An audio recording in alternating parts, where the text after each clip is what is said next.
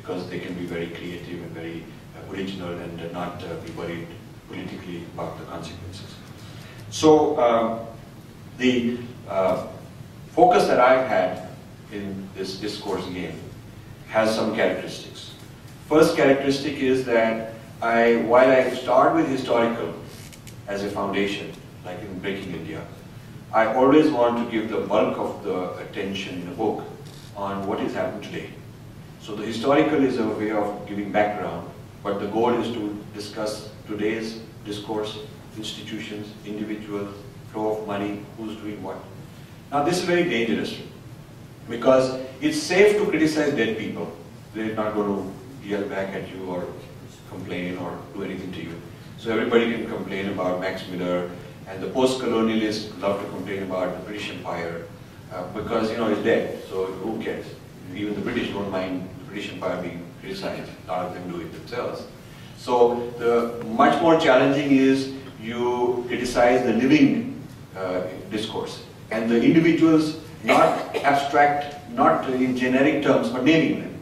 If you say so-and-so, who is the big shot in this place, has written these things, and here is my response to it, it takes a lot of courage. Because that so-and-so, by the very nature of being an important person, has a huge sampradaya or a huge following, huge gang who will come after you. That's their job, to come after you like a mob, and accuse you, do all kinds of things to try and bring you down. So the common trend is to avoid naming names, in which case you can be ignored. If I say, it has been said, but I don't say by whom, it has been said by some people that this and that about India, or so and so. But the smart thing for the opponent who is doing this stuff is to simply ignore me, because I haven't really taken them on personally. I haven't really named them. The smart thing is to not give me importance. But if I say, you know, Dr. Shinde, for example, is writing this, saying this, and here's my problem with it, it becomes very difficult for him to just ignore me. He has to, you know, take on. So I have a style that invites people into the discussion, into the debate, and then once they're drawn in, I hope to have done enough homework that I can hold my ground. It takes courage to do that. So Gandhi was doing that with the British all the time. He was not talking in generalities, he was talking very specifically, exact things, policies, people, what he thought was wrong with them, and almost like had the audacity to invite them to take him on, so then he could really stir up more visibility. I call this the principle of non-ignorability. Principle of non-ignorability. A lot of academics I know prefer to be ignored. They want to write something, so they can come to a group and say, I've written it. But you ask him, you know, you read it and say, but it is so generic, it is so abstract, it doesn't matter what you are, it's not even clear who you are talking about. Then they will say, I can't say it, you know, but I'll tell you privately, I can't say it. But then you are not making any difference. There's no impact. What is the impact of that? So it has to be non-ignorable, which means it has to concern the nexuses operating in the present time, not just dead nexuses, present scholars, and not inconsequential people, but very strong mainstream people. Yeah? And only then it can be a game changer. Otherwise, if it's very goody-goody, you know, there's a lot of scholarship that is good for Dharma, but does not take on opponents. It just says, here is the meaning of Holi, here is the meaning of Diwali, and here is the nature of the Atma, and that kind of stuff. It's good, we need that also. But, you know, if you are the underdog, if somebody has occupied Kargil, your territory, and, you know, status quo is not acceptable for us. We cannot just say, okay, we leave them alone, they leave us alone, and we'll just go around doing good things and they'll be fine, they won't bother. At best, what it will do is they want to expand further. But you have to actually throw them out, because they're sitting in our territory. To do that, you cannot be a goody-goody sort of approach. You have to actually take them on. There has to be a confrontation. You just cannot expect them to change their mind of their own, one day have a nice dream or come up with a good heart. You know, no colonizer ever left because of that. Nobody ever left that because of that. So this ability to take on injustice, which is also the theme of the Mahabharata and the whole theme of the Gita, requires a certain kind of capability in the person who is doing it.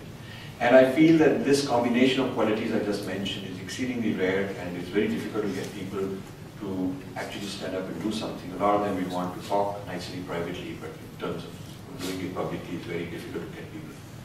And I have friends who say, well, I just like to, do positive things. And we can have nice poetic statements that if you keep doing positive things, the world will change. You can have, it's a nice thought. And I always come back and say, well, if you want to have a garden, no matter how many nice roses you plant, it won't work if you don't pull out the weeds. You have to do the negative work of pulling out weeds, meaning what is dangerous, what is bad, you've got to take it out.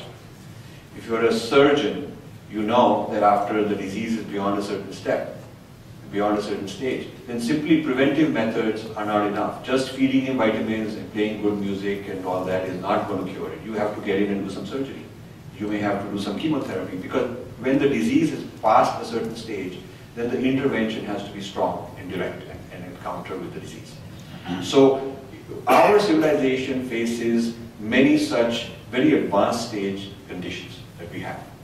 And taking these out is not, it's not a matter of we just keep spreading enough love and enough good things about ourselves, and that will be enough, because the problems have to be dealt with directly by intellectual confrontation, intellectual debate. You have to, and to do that with living legends, living very powerful people, and naming them, and being non-ignorable. It requires a lot of hard work. Otherwise, you will get dismissed like that. You will be out for a duck. They'll just throw you out, and then it's even worse than if you had never done anything. So if you want to take a position and then withstand it, it's a lot of work. And we don't have enough people producing that kind of scholarship, the game-changer kind. So let me tell you a little bit now about this Breaking India book, which is an example of this, what I just talked about. And I'm producing, there's another book coming out in October, September, October, on a different topic. Then 2 more next year. So I'm going to be busy for foreseeable future. These are books I started 15 years ago. I started writing on many things. And I never had the time to really publish, because most of these things I never published before. And I just kept adding my research database until a couple of years ago I suddenly realized that I'm getting old, and gosh, it's not like I can just go on doing research for fun. I have to get it out quickly. So I decided that rather than scattering my energies and my foundation funding this meeting and that conference, we did some of the great conferences, pioneering conferences, getting 30, 40, 50, 60 world-class scholars of certain fields together year after year, conferences with 500 scholars in India, conferences of that sort, very good academic people. But I decided that I cannot just be an event manager. I mean, I have to change the discourse, and such meetings do not change the discourse, because people usually come and present what they're already working on, nothing special for the event, but whatever they're working on anyway, they just present it. So you're not really producing anything new. And because they're coming from the kind of background I described, where they're not being direct, not critical of present living people, not naming people, so therefore they can also be largely ignored, it's too abstract. So I decided that some of this game-changing discourse I'll have to do myself. So 15 years ago I decided that I will start being a scholar myself also. And that's the work I want to publish, a couple of big volumes a year for the next few years. And this Breaking India started, it talks about various historical fault lines that have been made up. Either they've been just created, like the Aryan-Dravidian divide that really wasn't there, or they have taken they've taken something that did exist, like Jati fault lines that turned into caste under the British. There's a nice books already on how Jati became caste. And these fault lines are being exacerbated, they're being exploited. So either they didn't exist, they're new, or they existed but they were not that bad. And so I've been studying these to see who controls the discourse, why they control it, who funds it, and what's the consequence, what's the harm being produced, is there any counter discourse, and if not, why not? That's kind of what I've been looking at. And My foundation also sponsored a lot of work on the history of ancient India. We plan on producing 20 volumes on history of Indian science and technology, of which 9 are done. So it's a 20-volume series, each being done by a prominent academic scholar somewhere, metallurgy or city building or architecture. And in that context, we started looking at this whole Aryan debate also, and found that actually the evidence is against all that, all those old theories. And so the idea of Dravidian is something that people haven't studied enough. Those who are critical of Aryan theory criticize the Aryan issue, but not so much the Dravidian issue. And it turns out that the real problem on the ground is the Dravidian identity, because that's a real politically live identity in South India. And a whole lot of textbooks and a whole lot of discourse is based on that assumption. And the two are mirror images. If one exists, the other exists. If one is thrown out, the other will be thrown out. I mean, there can't be Dravidians unless there are also Aryans. And there can't be Aryans unless there are also Dravidians. So to refute and debunk one is not good enough. You've got to debunk both of them. And you cannot say that, okay, we don't want this idea of Aryans to be in the discourse, but we continue having the idea of Dravidians, because as long as you have the idea of Dravidians, it's implicitly the case that you are assuming Aryans also. So this book, we focus on the Dravidian side of that binary. And we look at the history of how the Dravidian came about, Aryan, Dravidian, both of them, how they came about, and what were the forces, and what are the forces today that are keeping this alive. But what galvanized this project, gave it a kind of sense of concern and urgency, was a very chance meeting I had in Princeton with some scholar who had just come back from India, and in casual conversation over lunch, he said, I was there for the Afro-Dalit project. So I said, what is this Afro-Dalit project? I never heard of such a thing. So he said, oh, it's a project that you must know about. I said, no, I never. He said, it's a project of, the Dalit history, that they are the blacks of India, and the non-Dalits are the whites of India. And so the history of American slavery, black-white race relations can be used as a frame, as a paradigm to interpret the history of Dalits as exploited people in India, exploited by other Indians. I thought this was very silly. Maybe nobody would be doing all this, But I wanted to verify, so I got some references from him, who was behind it, who's sponsoring it. And I found there's a huge amount of activity going on to promote these kind of ideas. And the cover on the book, I found this on his wall. He had a map of India, Balkanized. There's Mughalistan, Dravidstan, Dalitistan, and so on. Then I discovered there's a site called Dalitistan.org. I went there and they had all these theories about the Dalits being Africans, being exploited and made slaves by non-Dalits in India, this sort of thing, very common. And how speakers are coming from the West to conduct workshops with youth in rural areas, and so, etc. And I found that the church was involved in this. A lot of Western church involved in this sort of thing. Then this led me to discover more about the Joshua Project, which is based in Denver, where they are doing a micro-level study of every district in India, every district in the world, for that matter, in order to create a marketing plan based on the ethnic, caste, and socio-economic demographics of each and every state as a marketplace for conversion purposes. I came across something called the Dalit Freedom Network in Denver, and it was widely quoted by the Indian press, the Dalit Freedom Network, as though they're the voice of Dalits. But when I did my research, I found that the principals running it, the founders and trustees, not one of them is a Dalit. They're all white Christians. So many of them kind of very right-wing. So right-wing and hardly known for their human rights championing in their home country, a lot of bias in their positions, happen to be concerned about the emancipation of Dalits in the other end of the world. It's very strange. I thought, why would they be doing all this? And they have a few poster boys who are Dalits to put up as the basis. So Kanchan Ilaya, who writes this book, Why I'm Not a Hindu, or another book he wrote, Post-Hindu India, just came out. some ministers released it, he got awards for it, being invited to university to give talks. And someone like Dinesh D'Souza, these kind of people are their poster boys who they bring to put a Dalit face on their campaign. But the folks behind it are not Dalits. And I think most Indians will know this, so I figured somebody should bring that out. And I started following the money trail of some organizations to see where the money ends up in India and what they do with it. So for instance, in Texas, there is a Gospel for Asia.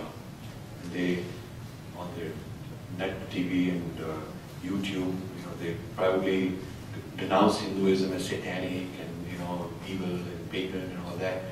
And they raise like $35 million a year, which goes mostly to South India, just per year. That's one organization. So I kept compiling information, and I found that a lot of legal lobbying against India and against Hinduism was being done by the Lutheran Church. We haven't done enough Purv Paksh on the West to look at one denomination at a time. You have to. Each one is distinct. And Lutheran Church, not in the US, but in Northern Europe, Germany, Finland, these countries, somehow they picked up this project that they should convince the United Nations and US Congress and European Union, Parliament and UK, etc. to classify Dalits as a race, and therefore any bias against them would be considered racial bias, and it would be subject to UN laws on racism, and therefore subject to sanctions, that sort of thing. So this would be very dangerous for India, actually. So I've been looking at their conferences. They had meetings in various parts of the world. They had one in the Southeast Asia on Afro-Dalits, this sort of thing, racism. And often when I've gone and monitored what's going on, either in person or through somebody, I find there's no other Indian there, no other person from the Dharmic civilizations there. Not even concerned about monitoring. We're not even listening enough to what's going on. We're just busy in our own little group, having meetings and feeling very happy that I went at this meeting, But it's very difficult to take our people out of the cocoon of comfort and go and attend these things. It's a lot of work to do that. Very difficult to get our people interested in what others are. But Lutherans is an interesting case that people should follow up. Then I found that the US Commission on Religious Freedom, which was set up by Clinton, an act of Congress, it was under the pressure of Pat Robertson and the Republican right wing. They wanted to have a law which would open up the floodgates for conversion in foreign countries. And they always like to use nice language, so they called it religious freedom, which means conversion, evangelizing. That's what religious freedom means. And so when Clinton was a bit, on the back foot, so to speak, in terms of support he needed for his bills and for his own political stuff, he had to concede a few things to them. So he signed this to keep the right wing happy in Congress in exchange for things that they did for him. So this became law, and the commission was set up with not a single Hindu. All the commissioners, most of them are radical right-wing Christians. Even today, there's not a single Hindu, Buddhist, Jain, Sikh on it. There was one Hindu who lasted a couple of years and got frustrated, couldn't get anything done and quit. So one of the chapters in this Breaking India is a study of US Commission on Religious Freedom. I think it's the first time anyone has done published a whole report on what the Commission has done vis-a-vis India.